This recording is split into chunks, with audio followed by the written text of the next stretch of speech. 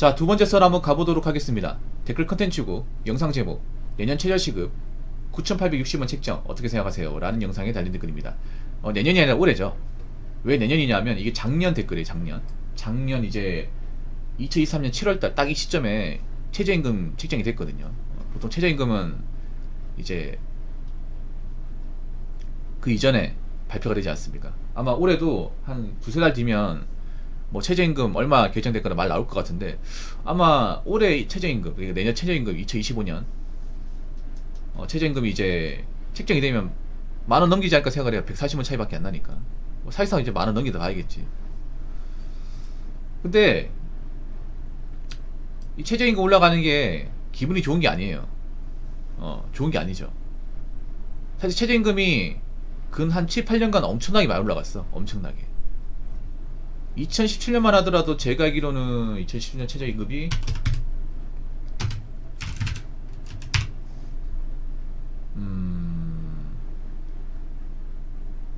얼마지? 6,030원이었어. 6,030원. 네, 거의 지금 6,030원에서 얼마 올랐습니까? 3,830원이 거의 4,000원도 올랐죠, 여러분.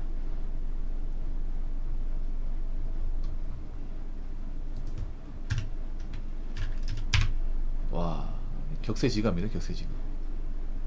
네. 아니라 6,470원이네요. 그러니까 2016년 6,030원이고 2017년 6,470원. 그래도 뭐 한 3,400원 정도 차이가 나네요. 엄청난 거예요, 여러분. 이때만 하더라도 알바 자리가 엄청나게 없다는 생각을 안 가졌거든. 알바를 목표해서 난리 내는 얘기 없었는데, 근데 지금 알바 자리 진짜 많이 없어졌어요. 알바만 보더라도 뭐 생산직이나 뭐 현장직은 있어도 서비스업 일자리는 정말 팍 줄었습니다. 정말로.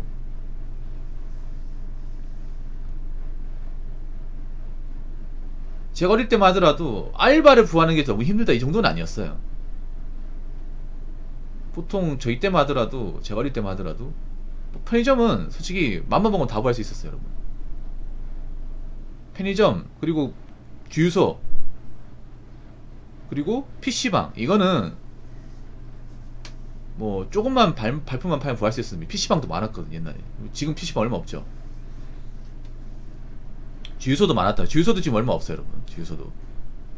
주유소도 요즘에 알바생을 안 써요. 그냥 이제 주유소 이제 소장이 직접 혼자서 다 합니다. 그리고 요즘에 셀프 주유소가 많아가지고 굳이 주유원을 쓸 이유가 없죠. 제가 알바할 때마다, 제가 알바할 때 언제 2005년 그때만 하더라도 주유소에 3명 일했습니다. 3명. 그때는 셀프 주유소 없었거든요. 주유기가 많아가지고 바쁘게 3명 일해도 모자랐어. 세차기 돌리면 세차기 이제 한 명 있어야 되고 3명 썼는데 요즘엔 3명 쓰는 곳이 없어요. 한 명이 다야.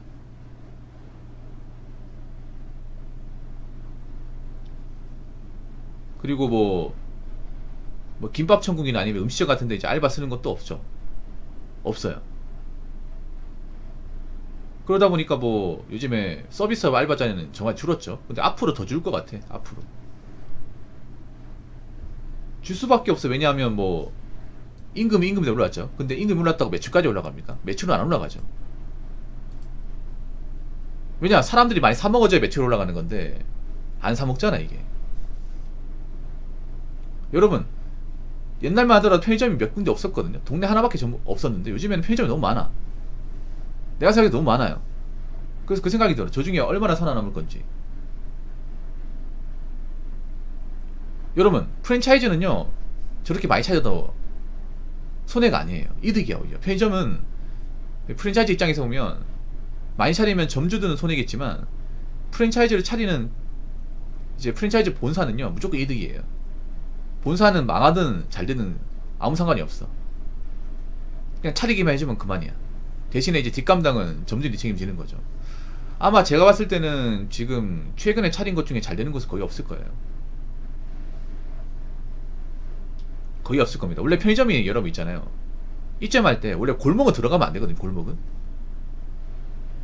골목 같은데 원래 장사가 안 돼요, 여러분. 상식적으로. 원래 나들목이나 사람들이 많이 몰리는 그 장소 있죠. 원래 그런 찾아야 되거든. 근데 요즘에 보면 골목까지 다 들어가.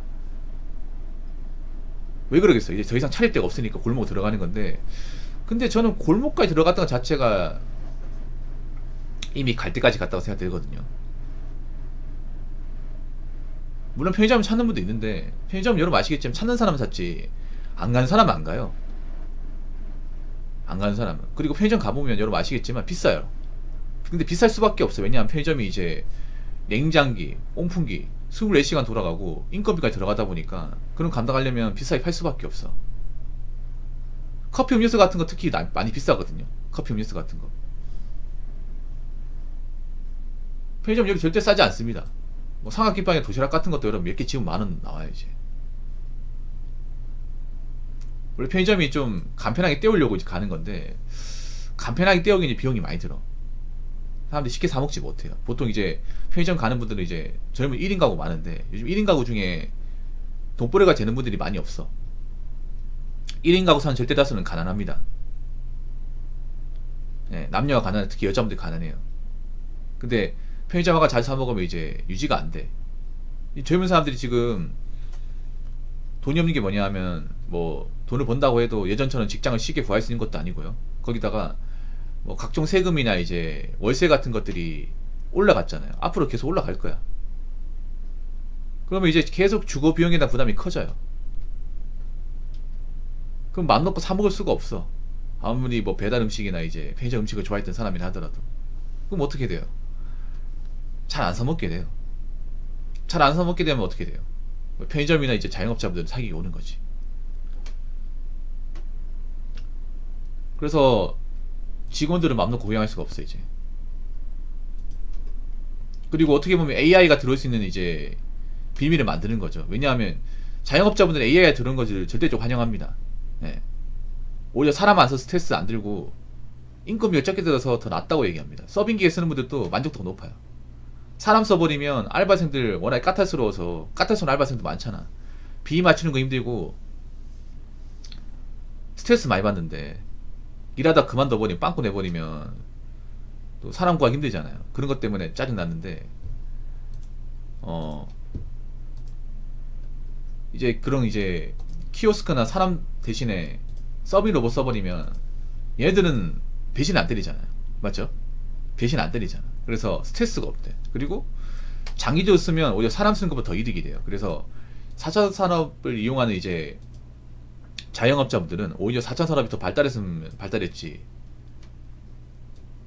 안 들어오는 것을 원하지 않는데 적극적으로 환영하는 분위기입니다. 그래서 4차 산업 많이 들어오면 앞으로 이제 알바생 구하기 힘들 거예요. 그리고 무인 가게도 많아졌잖아.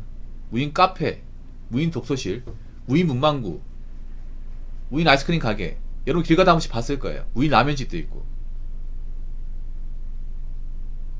이런 게 많아지는 이유가 일단 사람 스트레스를 안 받으니까. 네.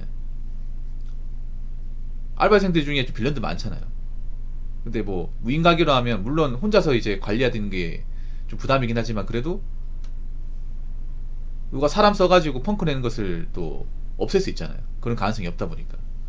그러니까 그런 것 때문에 또 좋아하는 사람도 있고요. 아무튼 이제 점점 가면 갈수록 그 알바 자리 구하기 힘들 것 같습니다.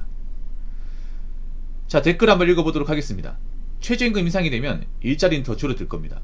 우선 자영업자들은 사장이 직접 운영하거나 로봇을 도입해서 인건비를 줄이겠죠. 그리고 중견기업 오너들은 기존 일자리를 파트타임으로 돌리거나 근로시간을 줄여서 인건비를 절감합니다. 대기업들은 공장 자동화를 통해 필수 인력을 줄일 테고, 공장 해외 외주화를 통해 인건비 절감을 하려 합니다. 이처럼 최저임금 인상 기조가 계속되면 일자리 증가는 전혀 기대할 수 없죠. 최저임금 인상으로 이득을 보는 산업은 결국 인공지능 및 로봇 분야입니다. 이쪽 분야는 남자가 많은 분야이기 때문에 남녀 간의 임금 격차도 심화될 거라고 봅니다. 여성은 시대를 따라가지 못하고 아직도 서비스 산업에 많이 종사하기 때문이죠. 물론 이런 4차 산업 들어오면 남자 일자리도 좀 줄 수 있는데, 보통 4차 산업 들어오면 이제 로봇들 많이 생겨서 뭐 제조업 일자리가 많이 줄 거라고 생각하는데, 저는 오히려 블루칼라는 크게 타격이 없다고 생각해요. 오히려 서비스업이나 화이트 칼라 쪽 영향을 많이 끼친다 생각합니다. 왜냐하면 물론 이제 그런 제조업에도 로봇이 들어오면서 뭐 사람이 들어갈 수 있는 자리가 줄 수 있어요. 근데 저는 제조업에서 로봇이 들어오는 게 변수가 있다고 생각합니다. 왜냐하면 여러분 제조업이라는 게 생각보다 마진이 안 남아요. 마진이 많이 안 남습니다. 예를 들어서 뭐 자동차 부품 공장 같은 데 가면 1차 벤더 있죠, 여러분. 1차 벤더. 그러니까 현대차가 완성차고 현대차에서 이제 외주를 받는 1차 벤더, 1차 협력에서 있는데 그런 회사 덩치가 어마어마하게 큽니다. 보통 준대기업이나 중견기업 정도 되거든요. 매출이 조 단위까지 가는 회사도 좀 있고, 매출이 못해도 이제 한 해 매출이 5천억에서 한 8천억 사이 왔다 갔다 하는 데 많습니다. 그래서 웬만한 중견 조건은 채우고도 남는 거야. 이제 주식 상장되어 있고. 근데 그런 회사가 보면 재무제표 같은 거 보면 생각보다 높지 않습니다. 자동차 부품회사 보면 여러분, 영업이 순이익 보면요 100억이 안 돼요. 20억도 안 돼요, 어떤 데는. 이것도 큰 거라 생각할 수 있겠지만 여러분, 보통 2차 벤더 보면 정규직이나 이제 임직원 다 합치면 1,500명 넘습니다. 근데 마진이 엄청 안 높아요, 여러분. 이런 곳이 진짜 많아요, 여러분. 제조업 보면 마진이 그리 높지 않습니다. 그런데 로봇기계를 도입한다. 도입할 수 있죠. 근데 여러분 그걸 잘 몰라. 로봇기계가 얼마나 비싼지 몰라요. 엄청나게 비쌉니다, 여러분. 상상을 초월할 때도 비쌉니다. 웬만한 아파트 몇 채 가격입니다, 여러분. 여러분 로봇기계 도입하면 생산라인 통째로 바꿔야 되는데 바꾸는 거 시간 오래 걸려요, 여러분. 로봇기계라는 게 그냥 뚝딱 만들어내는 게 아닙니다. 지금부터 개발비나 연비가 많이 들어요. 여러분 참 착각을 게 뭐냐면 직접 자기가 로봇을 개발해보고 연구하는 게 아니라 보니까 그냥 시간 지나서 뚝딱 만들어진다 생각하죠. 뚝딱 만들어진다고. 그 무식한 거예요, 여러분. 공장 가면 로봇 기계 있거든요. 공장 가면 여러분 로봇 자동화 되어 있는 설비 많아. 근데 이게 변수가 뭐냐면 고장이 잘 납니다. 알람이 잘 떠요. 기계가 알람 안 뜨고 계속 움직이면 다행이겠지만 로봇도 고장 잘 납니다. 고장 잘 나요. 갑자기 움직이다 기계 선다거나 갑자기 작동을 멈춘 경우가 더 생겨. 그럼 어떻게 돼요? 기계 멈추면 생산 라인 중단되잖아. 만약에 보존반이 와가지고 수리가 가능하면 다행이겠지만 수리가 안 되는 경우가 많아요. 수리가 안 되면 어떻게 되냐면 기계 세웁니다, 여러분. 고장이 안 나는 기계는 거의 없다 생각하시면 돼요. 고장 잘 납니다, 여러분. 외국 기계도 돌리다가 한 번씩 서는 경우 있어요, 여러분. 근데 문제는 이 로봇 기계는 아무나 못 고쳐요, 여러분. 아무나 못 고칩니다. 괜히 고쳤다가 탈나요.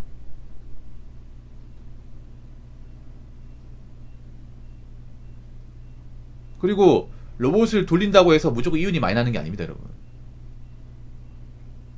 많이 나는 게 아니에요, 여러분. 제가 봤을 때 생산라인 설비 하나 바꾸는데 몇십억 들어갈걸요, 아마? 근데 여러분 생각해봐요. 여러분 그 돈 누가 내요? 기업들이 낼 거 아니야. 그 돈 뭐 부담 아닐까, 여러분? 뭐 기업도 무조건 돈 많은지 아십니까? 돈 남아 도는지 아세요? 돈 쪼들립니다, 여러분. 아무리 기업들이 뭐 돈이 있다고 하더라도 한 번에 몇십억 되는 설비를 그냥 단번에 이렇게 내기 힘듭니다. 여러분 하다못해 중소기업도 여러분 기계 하나 바꾸는데 대출 받습니다. 중소기업에 여러분 가공기계도 1억 넘어가. 설비 하나 바꿀 때 고민 얼마나 많이 하는데 내가 돈 주고 바꾸는 게 아니니까 기계 바꾸고 그렇게 생각하는데 여기 사장이 생각해요. 사장이라고. 중소기업도 여러분 있잖아요. 가공집 가보면 차태고 뽑대고 남는 게 별로 없어. 그래서 기계를 돈 주고 사는 곳이 거의 없습니다, 여러분. 가공기계 같은 것도 일제 같은 거 엄청 비싸거든. 뭐 주문한다 바로 옵니까? 아닙니다. 주문하는데 몇 달 걸립니다, 여러분. 주문해가지고 배 타고 넘어오는데. 내가 돈 주고 기계 사서 운영하는 입장이 아니다 보니까 이 사람들이 되게 우습게 생각해. 그렇게 생각하시면 안 됩니다. 그러니까 지금 어떻게 보면 블루칼라보다 화이트칼라 쪽이 오히려 일자리 변수 더 심해. 왜냐? 이건 바꾸는 게 쉽거든요. 예. 즉각적으로 바꿀 수 있단 말이야. 그래서 앞으로 서비스업은 진짜 많이 바뀔 거야. 서비스업이 오히려 빨리 바뀌죠. 이게 진입장벽이 너무 낮다 보니까. 그러니까 진입장벽이 낮은 게 오히려 독이야. 일이 편하다는 게. 일이 편하고 쉽다는 게 오히려 4차 산업에서는 되려 독이에요. 왜냐? 대체되기 너무 쉬우니까. 근데 이런 편한 일자리를 누가 독차지합니까? 여자가 독차지하는 거야. 상담원, 계산원, 서빙, 안내 이런 일자리를 그동안 여자들이 더 맡아서 했죠. 근데 문제는 이런 일자리가 가장 많이 없어지는 거예요. 여러분 건물 같은 데 들어가도 요즘 인포메이션 여직원이 없습니다. 없어요. 필요가 없거든. 그리고 상담원도 요즘에 보면 전화하잖아. 그럼 AI 상담원 연결되거든요.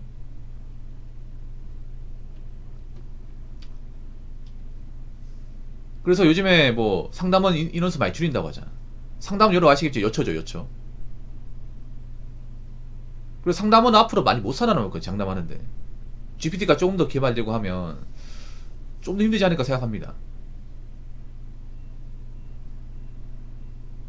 그리고 마트 계산원도 요즘에 셀프 계산대로 많이 생기고 아마 자동 계산하는 시스템이 도입되면 없어질 거예요, 이게. 택배 분리하는 쪽도 요즘에 자동 분류 작업 같은 거 프로그램 도입을 시킨다는 말이 있거든요. 그러면 도입되면 분리하는 작업도 누구예요? 여자가 하죠. 보통 힘쓰는 건 남자가 하고 분려가거나 이제 좀 나이도가 낮은 건 여자가 하잖아. 근데 그거 없어지고 있잖아요, 점점. 그래서 택배도 요즘에 보면 여자한테 까대기 시키는 것도 있어요. 근데 여자들이 남자가 하는 까대기를 과연 버틸 수 있을까? 남들도 까대기 하는 것 때문에 힘들어가지고 택배 런하는 사람도 많잖아요. 그래서 제가 느낀 건 뭐냐면 여자들도 이제 남자들이 일하는 분야를 어떻게든 들어와야 돼, 이게.